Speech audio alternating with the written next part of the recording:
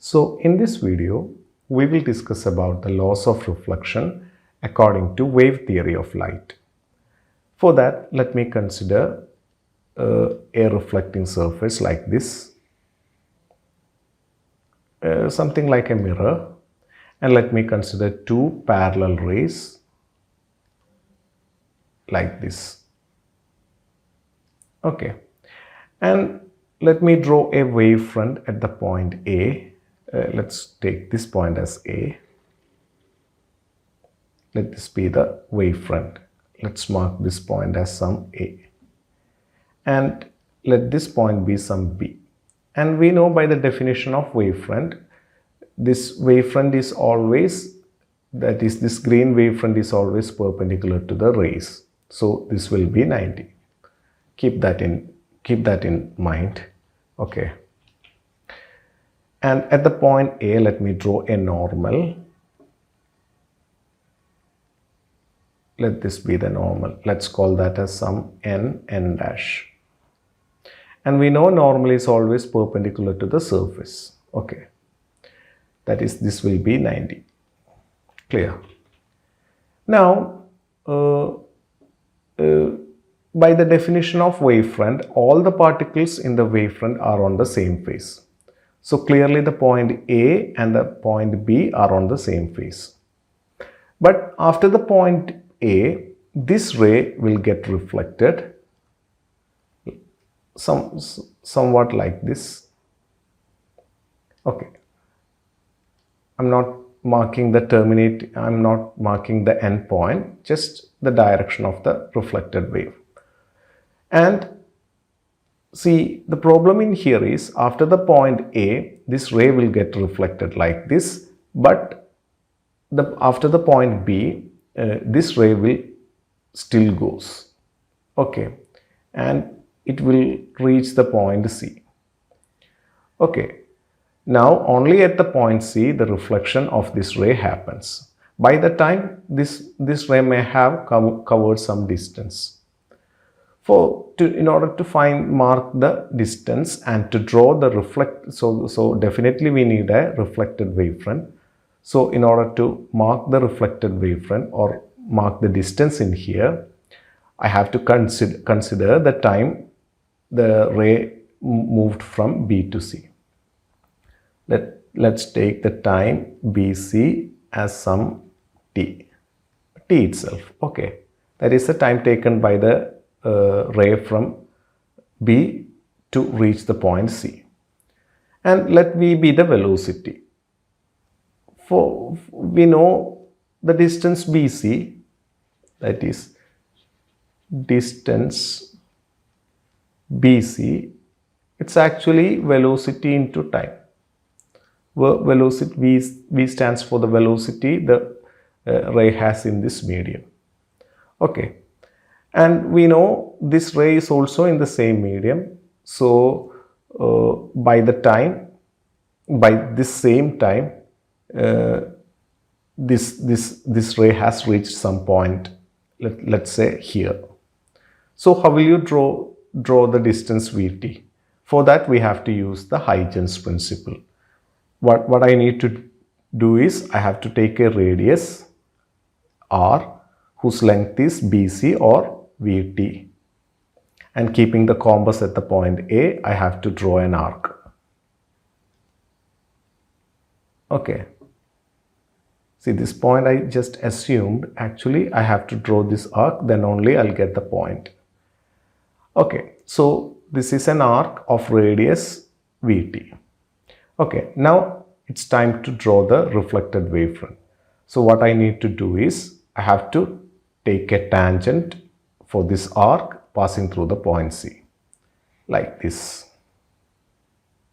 So this red line is the reflected wavefront. Clear? Now let us mark the angle of incidence. See, this is the incident ray. So the angle the incident ray makes with the normal is called the angle of incidence, and it's actually I. Now we know this ray is perpendicular to the wavefront, as I said before, that is this whole angle is 90.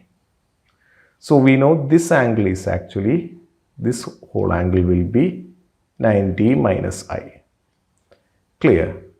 Again, we know this angle, that is the angle made by the normal with the surface, is also 90. But from this normal to this green line, we have 90 minus I. So this angle will be definitely I. Clear? Then only 90 minus I plus I will make the whole angle 90. Okay. Let me erase all this. I just need this angle. Okay. Okay. So this angle will be I. And also, see, this is the reflected ray. So the angle made by the reflected ray with the normal is actually the angle of reflection R. And again, if I take this whole angle, that is the angle made by the normal with the surface, this whole angle is 90. That will make this angle 90 minus R. Clear? Again, this angle is 90. Clear? The reflected wavefront is perpendicular to the reflected ray. So this angle should be R. Then only 90 minus R plus R will make 90, and 90 plus 90 will make the whole triangle 180. The angles of the whole, sum of the angles of the whole triangle 180.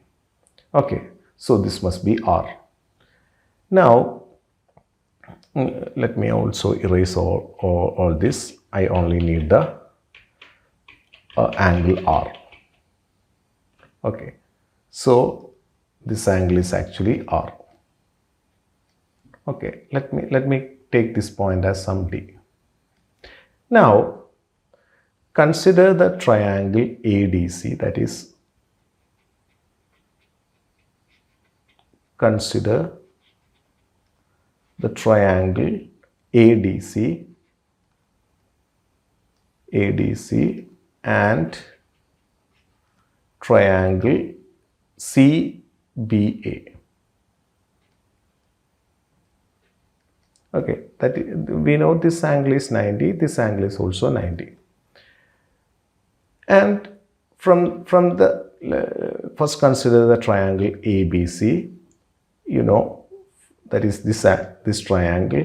If I take sine I, sine of angle of incidence, that is, or just sine I have sine is equal to opposite side, that is BC,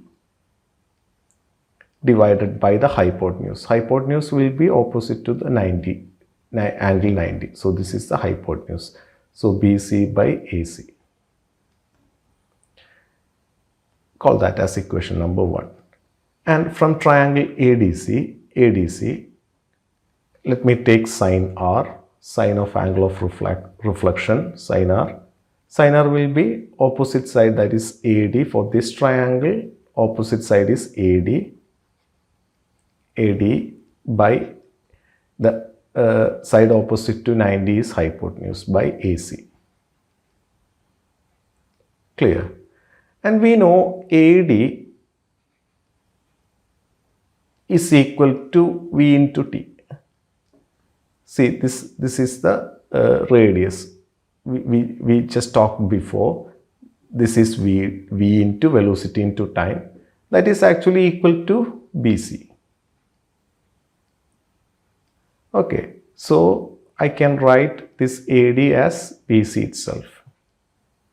So BC by this equation can be rewritten as BC by AC. So that's actually sine R. Let me call that as equation number 2. See, when you compare 1 and 2, on the right hand side, both are same. So I can write